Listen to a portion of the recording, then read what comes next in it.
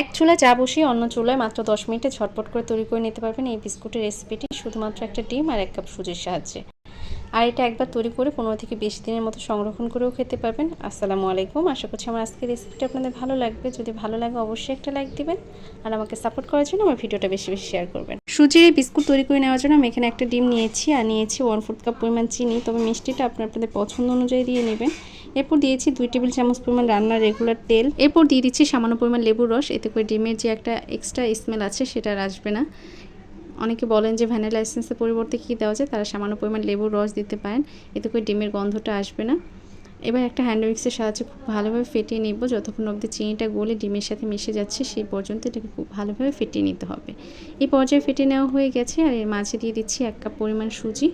আমি আজকে 1 কাপ পরিমাণ সুজি দিয়ে বিস্কুটটা তৈরি করে নিচ্ছি। আপনারা চাইলে সুজির পরিমাণটা বাড়িয়ে দিতে পারেন, সেক্ষেত্রে আবার ডিমের পরিমাণটা বাড়িয়ে দিতে হবে।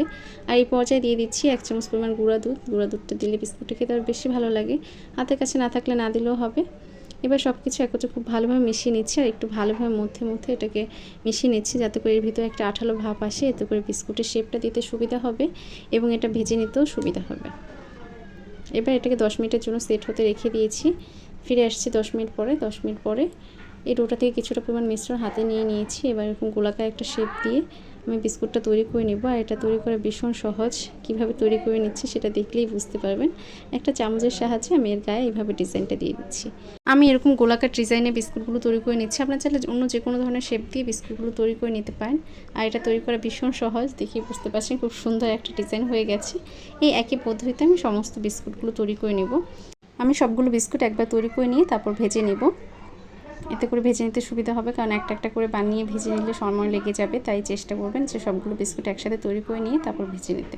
এই একই ডিজাইনের সমস্ত বিস্কুটগুলো তৈরি করে নেবে। এবার ভেজে নেওয়ার পালা। ভেজে নেওয়ার জন্য চুলায় একটি প্যান বসিয়ে নিয়েছি আর তাতে দিয়েছি পর্যাপ্ত পরিমাণ তেল। তেলটা যখন একদম উষ্ণ গরম সেই পর্যায়ে এক এক করে বিস্কুটগুলো এর মাঝে ছেড়ে দিব। খুব বেশি গরম করে বিস্কুটগুলো এর মাঝে ছেড়ে দেওয়া যাবে না, এতে করে সুজিগুলো ছড়িয়ে পড়বে, সেই ক্ষেত্রে এগুলো ভেজেই নিতে পারবেন না, একদম নষ্ট হয়ে যাবে। তাই একদম উষ্ণ গরম অবস্থায় বিস্কুটগুলোর মাঝে ছেড়ে দিতে হবে, এতে করে সুন্দর করে ভেজে নিতে পারবেন।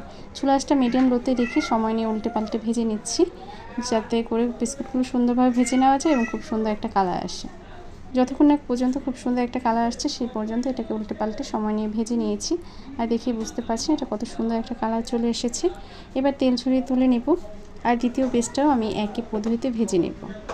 পর্যায়ে বিস্কুটটা অনেকটাই নরম আছে, আপনি যখন ভেজে নেওয়ার পরে একটা ট্রেতে কিংবা যে কোনো প্লেটে সার্ভ করবেন, একটু ঠান্ডা হয়ে গেলে এটা অনেকটা টাইট হয়ে যাবে, মানে ক্রিস্পি হয়ে যাবে।